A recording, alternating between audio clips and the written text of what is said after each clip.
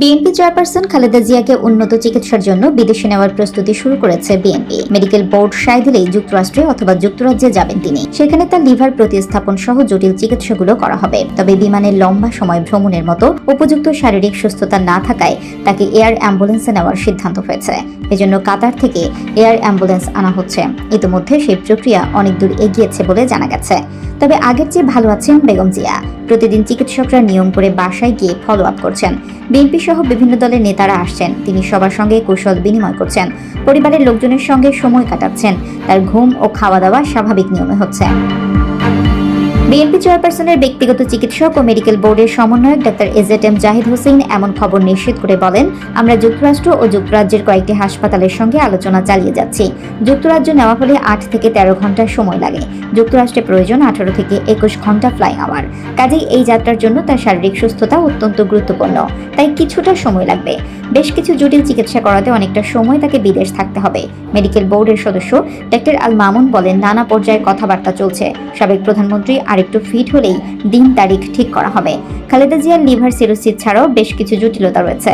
এসব বিবেচনা করে যুক্তরাষ্ট্রে নেওয়ার সম্ভাবনাই বেশি। আমাদের প্রধান উদ্দেশ্য খালেদা জিয়ার লিভার প্রতিস্থাপন করা। এদিকে গত জুনে অসুস্থ হয়ে পড়লে খালেদা জিয়াকে এভারকেয়ারের করোনারি কেয়ার ইউনিটে ভর্তি করা হয়। পরে তার হৃদযন্ত্রে বসানো হয় পেসমেকার। এর আগে গত বছরের অক্টোবরে তার লিভার সিরোসিস রোগের চিকিৎসা দিতে ঢাকায় আসেন যুক্তরাষ্ট্রের বিখ্যাত জনস হপকিন্স হাসপাতালের 3 চিকিৎসক। চিকিৎসা শেষে গত 2 জুলাই এভারকেয়ার হাসপাতাল থেকে গুলশানের বাসা ফিরোজায় ফেরেন বিএনপি চেয়ারপারসন। সবশেষ গত 8 জুলাই হঠাৎ প্রেশার ও রক্তে হিমোগ্লোবিনের পরিমাণ কমে যাওয়ায় হাসপাতালে ভর্তি হন। সেই থেকে হাসপাতালে চিকিৎসাধীন ছিলেন তিনি। 4 বছর আগে সরকারের নির্বাহী আদেশের শর্ত সাপেক্ষে মুক্তির পর খালেদা জিয়াকে বিভিন্ন সময় এভারকেয়ার হাসপাতালে ভর্তি হতে হয়েছে। গত 6 বছরে বঙ্গবন্ধু শেখ মুজিব মেডিকেল বিশ্ববিদ্যালয় ও এভারকেয়ার হাসপাতালে 1.5 বছরেরও বেশি সময় ভর্তি থাকতে হয়েছে তাকে। গত 5 আগস্ট এই খুনি শেখ হাসিনা ছাত্র জনতার গণঅভ্যুত্থানের মাধ্যমে লেজ গুটিয়ে দেশ থেকে পালিয়ে গেছে। শেখ হাসিনা পালিয়ে গেছে ঠিকই, কিন্তু এখনো তার দূষররা বাংলাদেশে অবস্থান করছে। তার দূষররা আবার নতুন করে ষড়যন্ত্র করছে, বাংলাদেশকে অশান্ত করার ষড়যন্ত্র করছে। তার দূষররা কিন্তু যায় নাই। আমাদের জাতীয়তাবাদী দলের নেতা কর্মীদের এটা মনে রাখতে হবে, অনেক অত্যাচার, নির্যাতন, হামলা, মামলার পর আজকে বাংলাদেশ দ্বিতীয়বারের মতো স্বাধীন হয়েছে। অনেক রক্ত ঝরেছে, আমাদের অনেক ছাত্র ভাইরা শহীদ হয়েছে, আমাদের শ্রমিক ভাইরা মৃত্যুবরণ করেছে, আমাদের জাতীয়তাবাদী দলের অনেক নেতা কর্মীকে হত্যা করা হয়েছে, আমাদের লক্ষ লক্ষ নেতা কর্মীর বিরুদ্ধে মিথ্যা মামলা দিয়ে কারাগারে রেখেছিল, আমাদের অনেক নেতাকে গুম করা হয়েছিল, আমাদের নেতা ইলিয়াস আলীকে গুম করে তারা রেখেছে। এখন পর্যন্ত আমরা ইলিয়াস আলীর সন্ধান পাই নাই। যাই হোক, আমি বলতে চাই, জাতীয়তাবাদী দলের নেতা কর্মীরা 17 বছর এই স্বৈর শাসকের বিরুদ্ধে আন্দোলন করেছে। 17 বছর আন্দোলনের পরিক্রমায় আজকে একটা পর্যায়ে জুলাই যে গণঅভ্যুত্থান, জুলাই গণঅভ্যুত্থান ছাত্র জনতার গণঅভ্যুত্থানের মাধ্যমে হাসিনার বিদায় হয়েছে। আজকে এই বিজয় আমাদের ধরে রাখতে হবে। আজকে আমরা যে বিজয় অর্জন করেছি, আজকে মনে করি হাসিনা মুক্ত বাংলাদেশ হয়েছে, বাংলাদেশের মানুষ শান্তিতে বসবাস করতে পারতেছে। আগামী দিনে যে চিন্তা চেতনার স্বপ্ন নিয়ে আমাদের ছাত্র জনতা নিহত হয়েছে, আমাদের দলের নেতা কর্মীরা রক্ত আত্মাহুতি দিয়েছে, জীবন আত্মাহুতি দিয়েছে, তাদের উদ্দেশ্য সফল করতে হবে, তাদের যে স্বপ্ন বাস্তবায়ন করতে হবে। তাদের স্বপ্ন কি ছিল? আগামী দিনে আগামী প্রজন্মের জন্য সুন্দর একটি বাংলাদেশ দেখা। আগামী দিনে এই আগামী প্রজন্ম যাতে সুন্দর একটি বাংলাদেশে সুন্দরভাবে বসবাস করতে পারে। আমাদের নেতা বিএনপির ভারপ্রাপ্ত চেয়ারম্যান জনাব তারেক রহমান এই অবৈধ প্রধানমন্ত্রী শেখ হাসিনার অগণতান্ত্রিক কার্যকলাপের বিরুদ্ধে দীর্ঘদিন যাবৎ আন্দোলন করছেন। উনার নির্দেশে সারা বাংলাদেশে জাতীয় দলের নেতা কর্মীরা আমরা আন্দোলনে নেমেছিলাম। উনার নির্দেশ এবং পরিকল্পনায় কার্যক্রমের মাধ্যমে এবং ছাত্র জনতার গণ অভ্যুত্থানের মাধ্যমে আজকে যে বিজয় হয়েছে, যে শহীদ হয়েছেন, আমি আজকে এই শহীদদের শ্রদ্ধার সাথে স্মরণ করছি। আমি তাদের আত্মার মাগফিরাত কামনা করছি। আল্লাহ রাব্বুল আলামিনের কাছে দোয়া করছি, আল্লাহ রাব্বুল আলামিন যেন তাদেরকে বেহেশত নসিব করে, এবং যারা আহত হয়েছেন তাদের সুস্থতা কামনা করছি।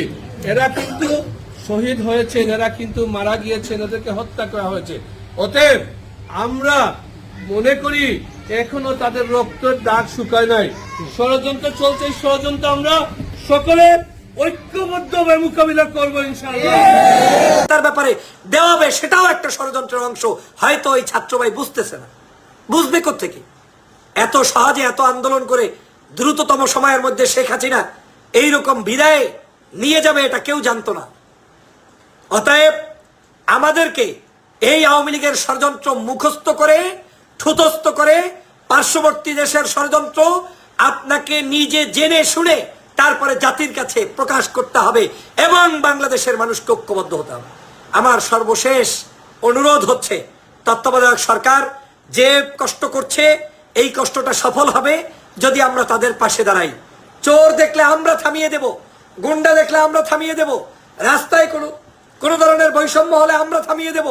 আমরা আইনের প্রতি শ্রদ্ধাশীল হয়ে কারো ব্যাপারে কোনো অন্যায় আচরণ দেখলে তাদেরকে জেলে কিংবা বিচারের কাঠগড়ায় দাঁড় করাবো। আমরা কাউকে মেরে পিটে ধ্বংস করব না, আমরা কারো উপর আক্রমণ করব না।